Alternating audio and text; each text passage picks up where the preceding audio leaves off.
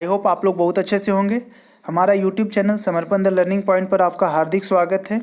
जैसा कि विदित है कि यह चैनल वर्ष 2021 में आयोजित होने वाले मैट्रिक अर्थात 10th एग्जाम्स में शामिल होने वाले स्टूडेंट्स के लिए एक कंप्लीट एंड कॉम्प्रिहेंसिव पैकेज लेकर आया है, जिससे आप घर पर बैठकर अच्छी तैयारी कर सकते हैं और एग्ज़ाम में अच्छे मार्क्स प्राप्त कर सकते हैं। यह कोर्स हमारे एक्सपर्ट टीम द्वारा तैयार किया गया है।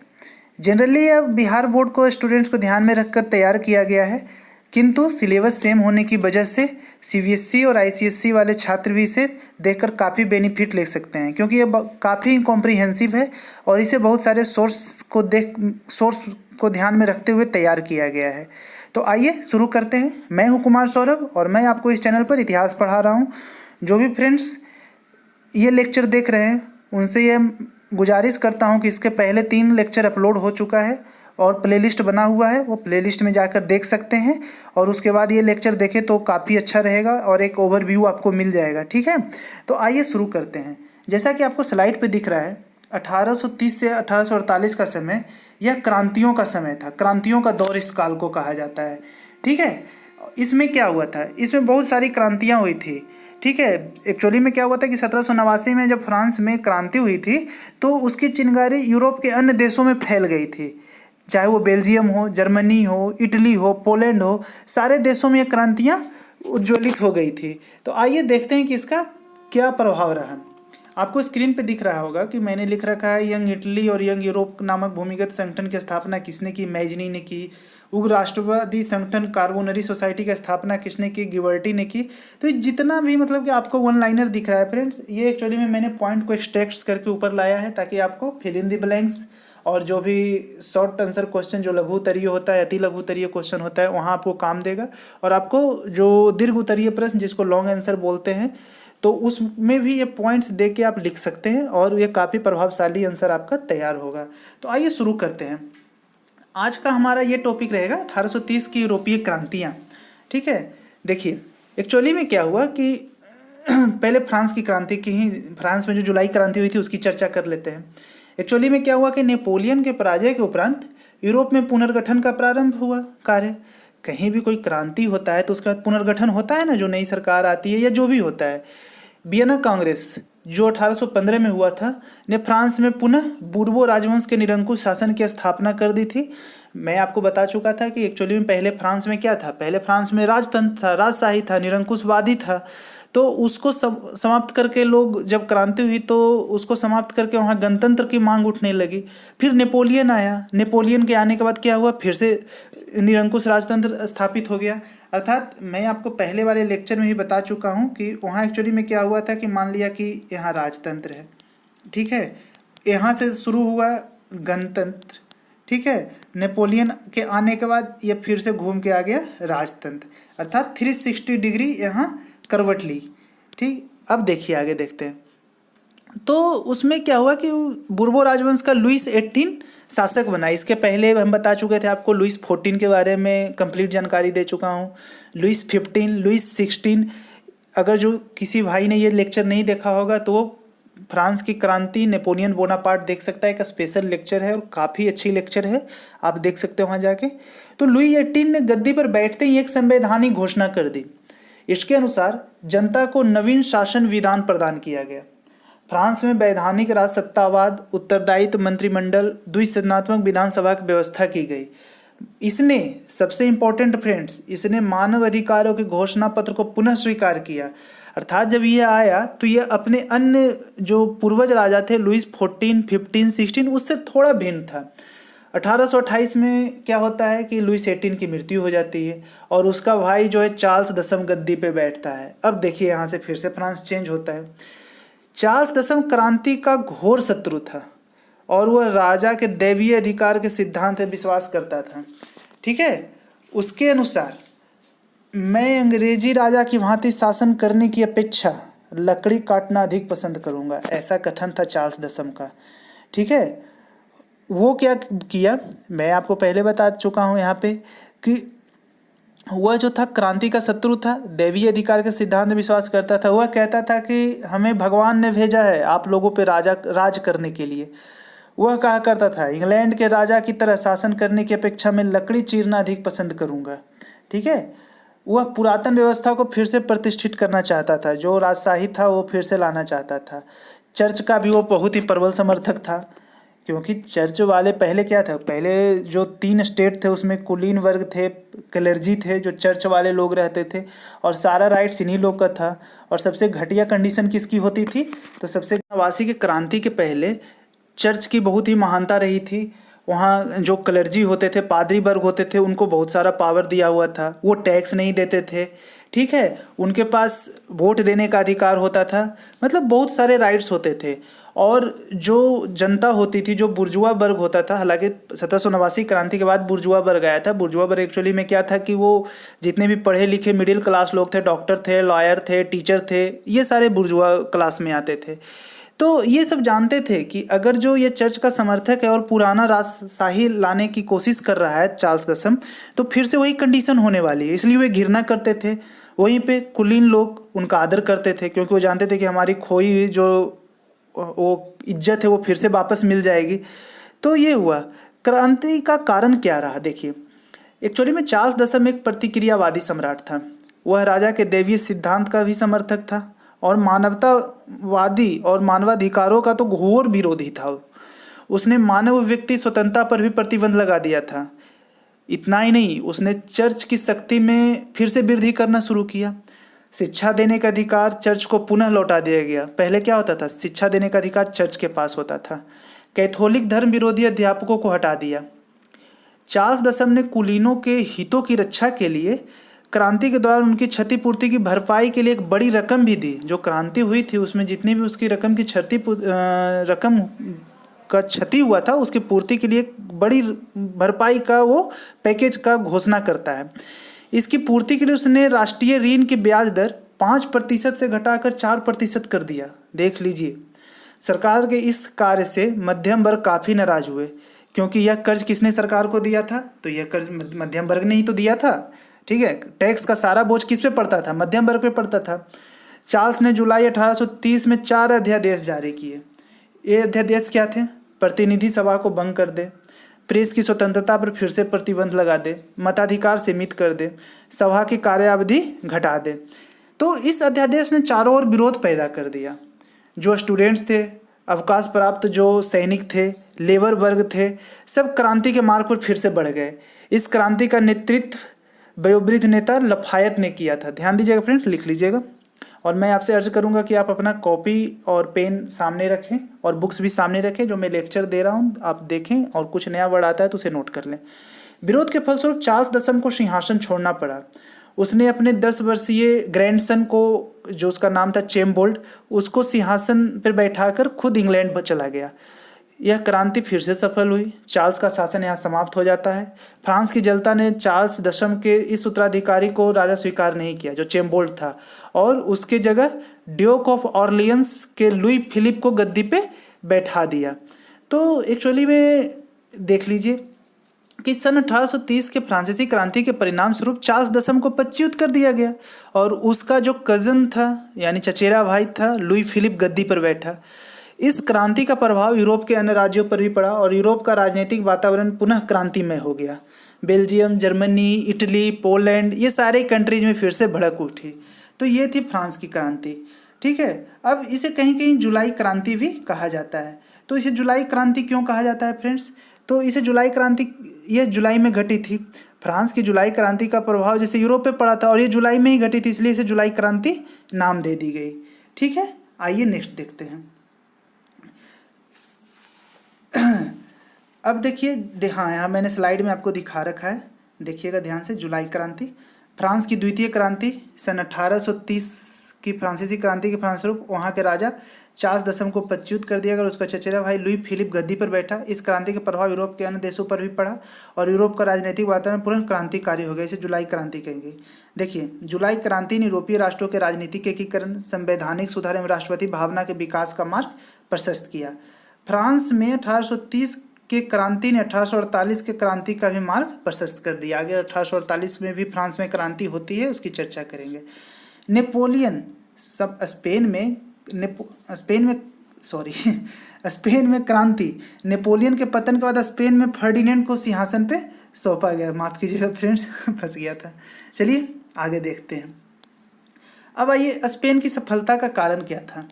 ठीक है, अब एक्चुअली में जब फ्रांस हुआ तो उसके बाद स्पेन में भी क्रांति हुई। स्पेन में जब क्रांति हुई तो उसका सब स्पेन वहाँ पे जीत जाता है। स्पेन में भी क्रांति जब होती है तो वहाँ वो जीत जाता है। तो उसका सफलता का कारण क्या रहा होगा, तो देखिए यहाँ कुछ पॉइंट्स मैंने दिया है, उसे देख लीजिए। एक्चुअली में क्या हुआ था कि स्पेन के सैनिक गुरिल्ला सैनिक थे और फ्रांसीसी सेनाओं को इस युद्ध का अनुभव भी नहीं था, क्योंकि जहाँ वो गुरिल्ला वार कर रहे थे वहाँ फ्रांसीसी सैनिक नहीं कर पा रहे थे गुरिल्ला वार। तो जिस क्रांति की भटकी दिशा नेपोलियन को जन्म दिया था वही क्रांति का नेपोलियन की समझ था, जिसका सामना भी वो नहीं कर सका। ठीक है, स्पेन की भौगोलिक स्थिति फ्रांसीसी सैनिकों के लिए परेशानी का सबब बनी रही। वहाँ का भौगोलिक जो कंडीशन था, जोग्राफिकल जो कंडीशन था, वो फ्रांसीसियों को सूट नहीं कर पाया। स्पेन को इंग्लैंड से सैन्य और आर्थिक मदद भी मिलती रही, ये सबसे फॉरमोस्ट कारण था इसका जीतने का। ठीक है, कि स्पेन को इंग्लैंड से सैनिक व आर्थिक मदद मिलती रही। कैथोलिक पादरियों ने जनमत को नेपोलियन के विरुद्ध उकसाया, तो ये एक कारण था। ठीक है, देखिए स्पेन के शासक फर्डिनेंड की प्रतिक्रियावादी शासन से जनता असंतुष्ट हो चुकी थी। 1830 की क्रांति से उत्साहित होकर स्पेन वासियों ने राजा के समक्ष कुछ मांगे रखी, जिसे राजा ने अस्वीकार कर दिया, अर्थात स्वीकार नहीं किया। तो 1834 में स्पेन की पार्लियामेंट में उदारवादी विचारधारकों ने बहुमत हो गया था उनका। उन लोगों ने फर्डिनेंड को सुधार लागू करने को मजबूर किया। फलतः राजा उनकी बातें मान ली और इस प्रकार स्पेन में वैध राजसत्ता का स्थापना हुआ। ठीक है, अब आइए फ्रेंड्स, जो स्पेन की क्रांति हुई उसका थोड़ा बैकग्राउंड जानने तो ज़्यादा बेहतर रहेगा। एक्चुअली में क्या हुआ था कि नेपोलियन बोनापार्ट के साम्राज्य तथा स्पेन, ब्रिटेन और पुर्तगाल की सम्मिलित सेनाओं के बीच युद्ध हुआ था। यह स्पेन का स्वतंत्रता संग्राम कहा जाता था, यह प्रायद्वीपीय युद्ध कहलाता था, जो 1808 से 1813 के मध्य लड़ा गया था। एक्चुअली में स्पेन ने समय समय पर फ्रांस को काफ़ी सहायता दी थी। इस समय स्पेन का जो शासक था चार्ल्स चतुर्थ था, किंतु उसके न्यूट्रल शासन के स्थान पर, ठीक है, निष्क्रिय शासन बोल सकते हैं, जिनको इंग्लिश प्रॉब्लम होती है वो ध्यान देंगे, तो उसके निष्क्रिय शासन के स्थान पर जनमत उसके पुत्र राजकुमार फर्डिनेंड को शासक बनाना चाहती थी। इस प्रकार चार्ल्स ने फर्डिनेंड के पक्ष में अपना सत्ता त्याग देता है, चूँकि पूरा जनमत संग्रह होता है। इस समय नेपोलियन ने फर्डिनेंड को एक तरह से फिर से नज़रबंद कर दिया और अपने भाई नेपल्स के राजा जोसेफ को स्पेन का राजा बनाया और नेपल्स अपने बहनोई म्यूरा को दे दिया। वस्तुतः पुर्तगाल में फ्रांस व स्पेन के संयुक्त अभियान का नेपोलियन को फ्रांसीसी सेना स्पेन में भेजने का अवसर मिल गया और मौका देख उसने स्पेन पर अधिकार कर लिया। नेपोलियन के इस कदम से स्पेनिश जनता अपमानित महसूस कर रही थी। स्पेन वासियों में राष्ट्रीय भावना का संचार हुआ और पूरा राष्ट्र नेपोलियन के विरुद्ध उठ खड़ा हुआ। ठीक है, प्रत्येक जगह प्रबंध समितियां स्थापित की जाने लगी। पोप के शत्रु का विनाश करने का यह अच्छा अवसर हुआ। इसे देखते हुए कैथोलिक पादरियों ने लोगों को उकसाना शुरू किया, कान भरना शुरू किया। ठीक है, यहीं पे एक जुंटा नामक संगठन ने गुरिल्ला पद्धति से लड़ने के लिए लोगों को प्रशिक्षित किया। स्पेन की जनता की नज़र में नेपोलियन राष्ट्रीय एकता का संहारक और राजमुकुट का विनाशक था, अतः उन्होंने गुरिल्ला युद्ध शुरू कर दिया। यह युद्ध 1808 से 1814 के मध्य चला। जुलाई 1808 में बेलन के युद्ध में फ्रांसीसी सेना पराजित हुई। इसे लिख लीजिएगा फ्रेंड्स, बेलन का युद्ध 1808 में हुआ था। स्थल में नेपोलियन की सेना की प्रथम पराजय थी। स्पेन वासियों का उत्साह बढ़ा और पूरे यूरोप में सनसनी फैल गई। जोसेफ स्पेन छोड़कर भाग खड़ा हुआ। ऐसी स्थिति में नेपोलियन ने स्पेन पर हमला किया और उसे पराजित कर पुनः जोसेफ को सिंहासन में बैठाना चाहा। स्पेन में फंसे रहने के कारण साम्राज्य पर वह ध्यान नहीं दे पाया। 1809 ईस्वी में यूरोपीय गतिविधियों के कारण नेपोलियन को एक बड़ी सेना स्पेन में छोड़ उसे मध्य यूरोप में जाना पड़ गया। इसके बाद उसका स्पेन आना ही संभव नहीं हो पाया। तो स्पेन में राष्ट्रवादी पुनः सक्रिय हो गए और जोसेफ को शासन वहाँ पे लड़खड़ाने लगता है, क्योंकि नेपोलियन उसको मदद नहीं कर पाता है। इंग्लैंड ने स्पेन का समर्थन देकर कई स्थानों पर फ्रांसीसी सेना को पराजित कर दिया। आपको पहले ही बता चुका था कि इंग्लैंड और फ्रांस में हमेशा 36 का आंकड़ा होता था। फ्रांस कभी भी ब्रिटेन को हरा ही नहीं पाया और उसके पीछे उसकी रॉयल नेवी थी। अंततः स्पेन पर से फ्रांसीसी आधिपत्य मुक्त हो जाता है। स्पेन का युद्ध नेपोलियन के लिए अत्यंत ही विनाशकारी साबित होता है। एक तरफ इसने जहां नेपोलियन के लाखों सैनिकों योग्य सेनापतियों को मार दिया, तो दूसरी तरफ युद्ध में व्यस्त रहने की वजह से शेष यूरोप पर भी उसका ध्यान नहीं जा सका। और स्पेन की विजय ने नेपोलियन की अपराजियता का मिथक को तोड़ दिया। वो सोचता था कि मैं कभी हार ही नहीं सकता हूँ, तो स्पेन ने उसका यह सपना तोड़ दिया। स्पेन की विजय ने नेपोलियन की अपराजियता को मिथक तो तोड़ा ही, साथ में वहाँ राष्ट्रीयता की भावना भी जागृत हो जाती है स्पेन में। आगे ऑस्ट्रिया ने फ्रांस के विरुद्ध युद्ध की घोषणा कर दी, इसका लाभ उठाकर, इस स्थिति का लाभ उठाकर। इस प्रकार स्पेनिश युद्ध के संदर्भ में नेपोलियन का कथन यह साबित हो जाता है। नेपोलियन कहता है कि स्पेन के नासूर ने मुझे तो बर्बाद ही कर दिया, ठीक है ना, मैं स्पेन लड़ता ना ये होता। और स्पेन की सफलता का कारण आपको स्लाइड पे दिख रहा है और मैं पहले ही एक्सप्लेन कर चुका हूँ, तो ये देख सकते हैं। नेक्स्ट आइए, नेक्स्ट है पुर्तगाल में क्रांति। पुर्तगाल में क्रांति का क्या वजह रही होगी, बताएं थोड़ा हमें। एक्चुअली में देखिए, ये सारे यूरोप में क्रांति चल रही थी। पुर्तगाल में सन 1828 में डोम मिंगुएल ने सत्ता पर कब्जा कर लिया। वह भी प्रतिक्रियावादी था, और जितना भी ये क्रांति हो रही थी प्रतिक्रियावादी शासकों के विरुद्ध हो रही थी, तो उसका भी विरोध होने लगता है, जाहिर सी बात है, क्योंकि फ्रांस की क्रांति की जो चिंगारी थी वह यूरोपीय कंट्री में फैल चुकी थी, और स्पेन ने तो फ्रांस को हरा ही दिया था। तो इस प्रकार पुर्तगाल में भी उसकी चिंगारी पहुंची। गद्दी के अन्य दावेदार भी वहाँ थे पुर्तगाल में, जो डोला मारिया थे, और वह राष्ट्रवादी थी, तो उसे जनता का समर्थन मिलना तय था, क्योंकि प्रतिक्रियावादी पे राष्ट्रवादी को समर्थन दिया गया। इंटरनल स्ट्रगल होते रहा और डोला मारिया सत्ता पे अधिकार करने में सफल हो गई। उसने पुर्तगाल में फिर से संवैधानिक शासन प्रारंभ कर दिया। तो यह था पुर्तगाल की क्रांति। अब देखिए, उसी तरह स्विट्जरलैंड में भी क्रांति भड़क उठी, ठीक है। स्विट्जरलैंड में क्रांति का क्या वजह रही थी, तो स्विट्जरलैंड में एक्चुअली में क्या हुआ था कि देखिए बताते हैं। स्विट्जरलैंड एक्चुअली में विभिन्न कैंटन्स में विभक्त था। राजनीति और समाज पर कुलीनों का व्यापक प्रभाव था। और मैं फिर से आपको याद दिलाना चाहूँगा कि यह जितनी भी क्रांति हो रही थी यूरोप में, कुलीनों के विरुद्ध हो रही थी, क्योंकि इन्होंने मध्यम वर्ग को बहुत दबाया, तो इनके विरुद्ध हो रही थी। तो फिर क्या हुआ, राजनीति और समाज पर कुलीनों का जो व्यापक प्रभाव था, इससे राष्ट्रवादी भावना से प्रेरित होकर जो मीडियम वर्ग थी और आम जनता थी, उसने संवैधानिक सुधारों की मांग की। आंदोलन के डर से सरकार ने उनकी मांगें भी स्वीकार कर ली। तो इस प्रकार स्विट्जरलैंड की क्रांति भी सफल हो गई। फिर आइए, उसके बाद बेल्जियम में क्रांति होती है। बेल्जियम में क्रांति देखिए क्या होता है। एक्चुअली में वियना कांग्रेस ने बेल्जियम को वहाँ की जनता की इच्छा के विपरीत हॉलैंड में मिला दिया था। वियना कांग्रेस को कौन लीड कर रहा था, मेटरनिक कर रहा था, जो जर्मनी ऑस्ट्रिया का चांसलर था। तो बेल्जियम वासी भाषा, धर्म और संस्कृति में हॉलैंड निवासियों से बिल्कुल डिफरेंट थे। हॉलैंड निवासी प्रोटेस्टेंट थे, लिख लीजिएगा फ्रेंड्स। हॉलैंड निवासी प्रोटेस्टेंट कौन थे, तो हॉलैंड निवासी थे, और फ्रांस से घृणा करते थे। जबकि बेल्जियम निवासी कट्टर रोमन कैथोलिक थे। ध्यान दीजिएगा, दो पॉइंट है। हॉलैंड निवासी प्रोटेस्टेंट थे, वही बेल्जियम निवासी जो थे वो कट्टर रोमन कैथोलिक थे और फ्रांस के मित्र थे। अर्थात बेल्जियम वाले फ्रांस के मित्र थे और हॉलैंड वाले उसके विरोधी थे। हॉलैंड के राजा ने बेल्जियम निवासियों की व्यक्तिगत स्वतंत्रता था, प्रेस, भाषण और लेखों पर भी प्रतिबंध लगा दिया था। हॉलैंड की इस नीति से बेल्जियम की जनता में असंतोष का बांध बढ़ गया। वे किसी प्रकार स्वयं को मुक्त करने का प्रयत्न करते रहे। बेल्जियम में भी आंदोलन जोरों पे चलने लगा। तभी फ्रांस की सफल जुलाई क्रांति की खबरें वहाँ पहुँची, यानी फ्रांस में जो जुलाई क्रांति हुई थी उसकी चिंगारी भी वहाँ पहुँच चुकी थी। इससे बेल्जियम आंदोलनकारियों को प्रोत्साहन मिला।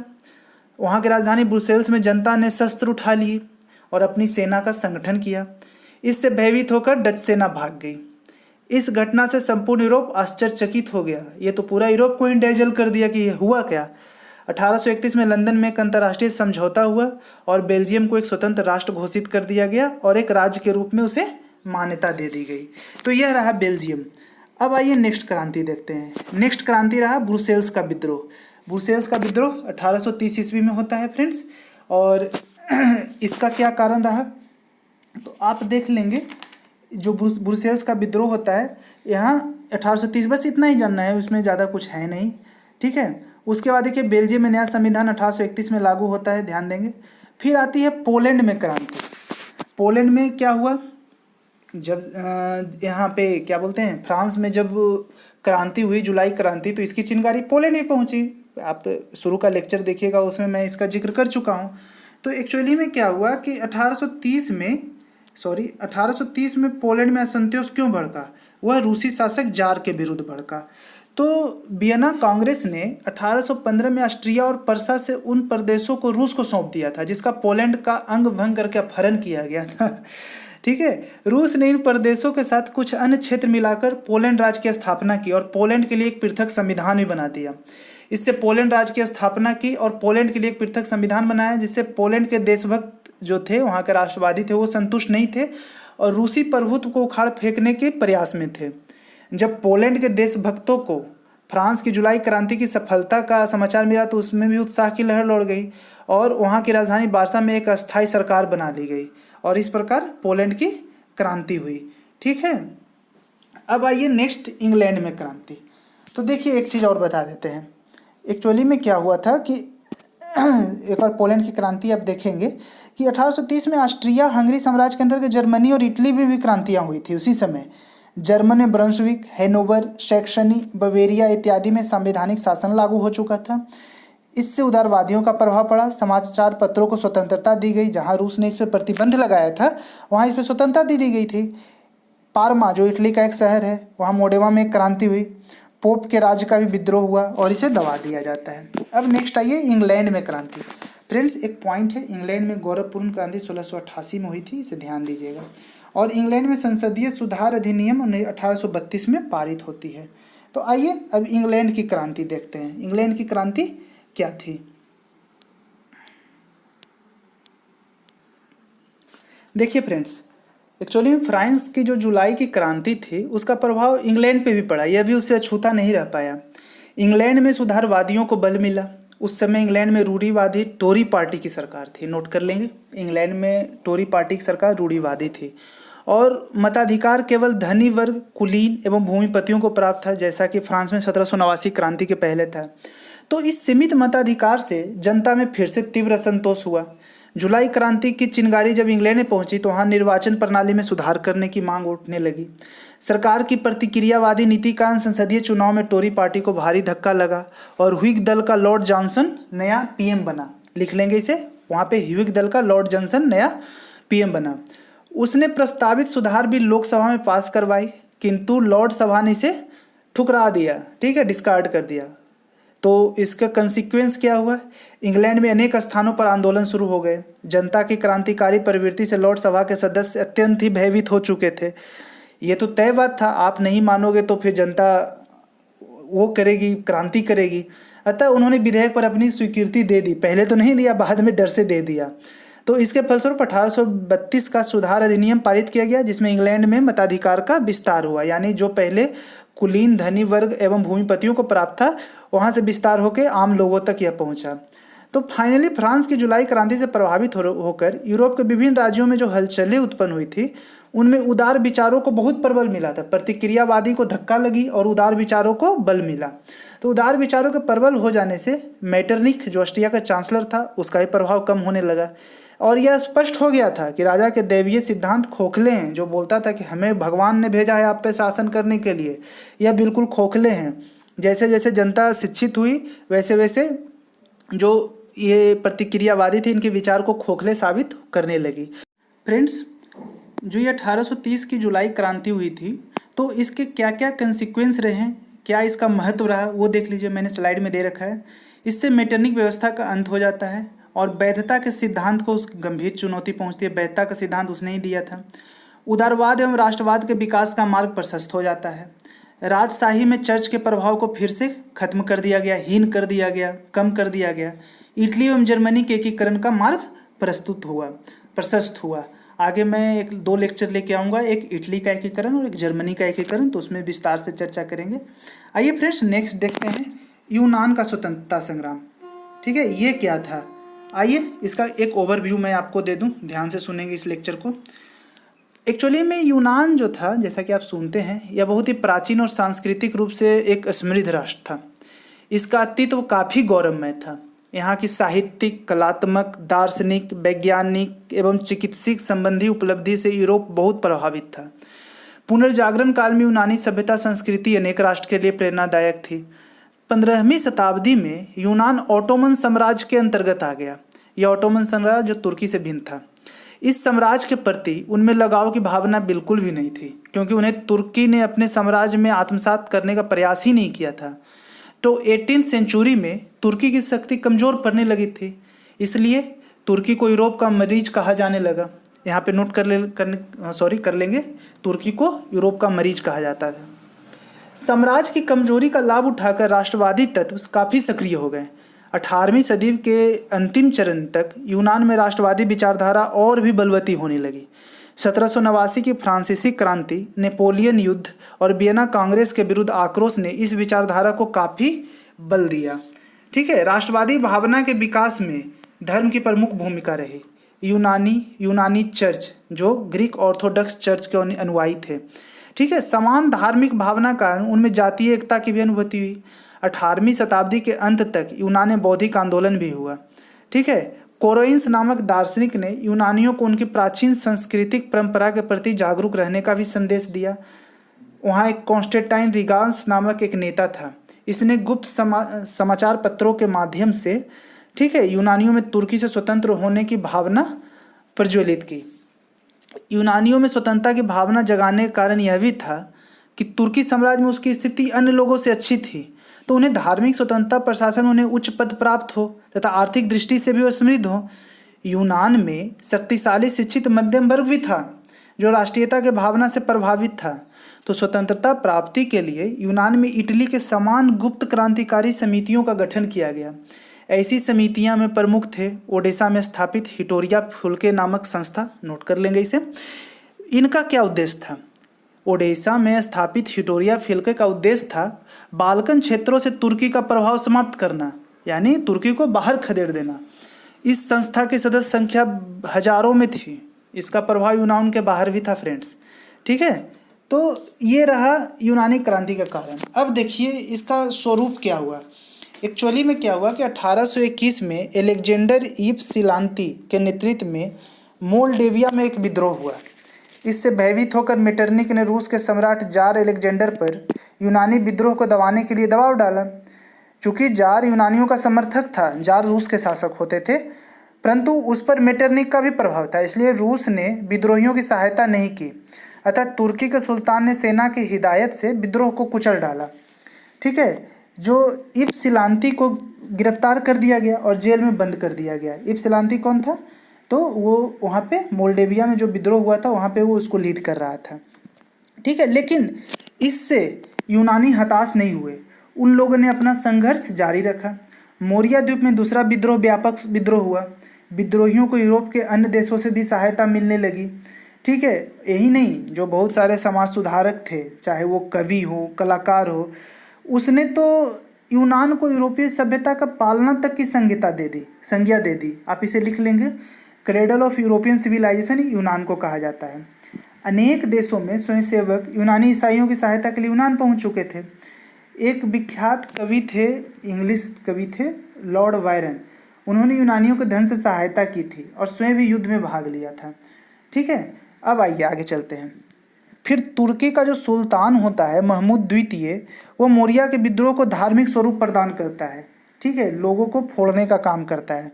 उसने इस्लाम की रक्षा के लिए मुसलमानों का आह्वान किया। सेना की सहायता से उसने यूनानी केंद्रों पर आक्रमण कर दिया। ये जो धर्म की भावना होती है ना, कट्टरता की भावना जो होती है, काफ़ी खराब होती है, अच्छे अच्छे लोगों को मोल्ड कर देती है। ठीक है फ्रेंड्स, कट्टर होना अच्छी बात नहीं है, लोग पढ़े लिखे बने अच्छी चीज़ है। तो 1822 में लगभग 20,000 यूनानी को मौत का घाट उतार दिया जाता है। सुल्तान स्वयं विद्रोह को दबाने में कठिनाई महसूस करने लगता है, तो उसने मिस्र के शासक पाशा मोहम्मद अली से सहायता मांगी। उसने सेना और धन से सुल्तान की सहायता की। जो पाशा मोहम्मद अली था उसने सहायता भी की, सेना से भी की, धन से भी की। तो यूनानियों का विद्रोह दबा दिया गया। यूनानी पर हुए अत्याचार से यूरोप में आंदोलनकारियों के प्रति सहानुभूति की भावना जागने लगी। इस प्रकार जब उनमें भावना जागने लगी तो उन्हें धन और हथियार भेजे गए। तो जब धन और हथियार उन्हें भेजे गए तो 1826 में ब्रिटेन और रूस यूनानी तुर्की संघर्ष में हस्तक्षेप करने को तैयार हो गए। जो रूस का शासक जार निकोलस था वो खुलकर यूनानियों का साथ देने लगा। वो एक्चुअली में मेटरनिक के वजह से ऐसा किया था, लेकिन अब यहाँ पे वो खुलकर आगे आ गया। ठीक है, अब आइए, फ्रांसीसी सम्राट चार्ल्स दसम भी यूनान के समर्थन में आ गया। तो 1827 में लंदन में एक सम्मेलन आयोजित होता है जिसमें इंग्लैंड, फ्रांस, रूस तुर्की के विरुद्ध संयुक्त कार्रवाई करने का निश्चय करते हैं। तुर्की से राजनीतिक संबंध तोड़ दिया जाता है। रूस ने तुर्की के विरुद्ध युद्ध आरंभ कर दिया। नवारिनो की खाड़ी में संयुक्त सेना इकट्ठी हुई। तुर्की की सहायता किसने की? सिर्फ मिस्र ने की। रूसी ने तुर्की को पराजित किया। बाध्य होकर तुर्की को रूस के साथ 1829 में एड्रियानोपुल की संधि करनी पड़ी। फ्रेंड्स, यहाँ पे एक क्वेश्चन होता है कि एड्रियानोपुल की संधि किसके किसके बीच हुई? तो रूस और तुर्की के बीच हुई। तो संधि की शर्तें क्या थी? तो संधि की शर्तों का सुल्तान ने यूनान में वंशानुगत राजशाही और स्वशासित यूनान के प्रस्ताव को स्वीकार कर लेता है। यूनानी राष्ट्रवाद इससे संतुष्ट नहीं हुआ। उन लोगों ने संधि को फिर से ठुकरा दिया। अब क्या होता है देखें। अब क्या होता है कि इंग्लैंड और फ्रांस भी यूनान के रूसी प्रभाव की स्थापना के विरोधी थे। तो 1832 में कुस्तुतुनिया की एक और संधि होती है और इसमें स्वतंत्र यूनान राष्ट्र की स्थापना होती है। यहाँ से क्वेश्चन ऐसे राइज हो सकता है, स्वतंत्र यूनान राष्ट्र की स्थापना किस संधि से हुई? तो कुस्तुतुनिया की संधि से होती है। अब आइए, यहाँ पे राजकुमार ऑटो को यूनान का शासक बनाया जाता है। यूनान तुर्की शासन से मुक्त हो जाता है और रूसी प्रभाव भी खत्म हो जाता है। अब यूनानी स्वतंत्रता संग्राम का क्या प्रभाव रहा? तो यूनानियों ने लंबे और कठिन संघर्ष के बाद ओटोमन साम्राज्य के अत्याचारी शासन से मुक्ति पा ली। ठीक है, और वहाँ पे प्रतिक्रियावादी के विरुद्ध राष्ट्रवाद की भावना को फिर से वहाँ बल मिला। प्रतिक्रियावादी को हटाया गया और यूनानियों की विजय 1830 में क्रांतिकारियों से प्रेरणा मिली। बाल्कन क्षेत्र से क्या किया गया? अन्य ईसाई राज्यों में भी राष्ट्रवादी आंदोलन आरंभ करने की एक बाढ़ सी निकल पड़ी। तो यहाँ पे ये यूनानी संघर्ष का परिणाम रहा। Thanks friends. ये लेक्चर कैसा लगा इसके बारे में आप रेट करें, रिव्यू करें, हमारे चैनल को सब्सक्राइब करें और आपसे गुजारिश है कि इसे ज़्यादा से ज़्यादा शेयर करें ताकि जिनके पास कोई सोर्स नहीं हो वो भी पढ़ सकें और मुख्य धारा से जुड़ सकें। Thanks friends, have a nice day.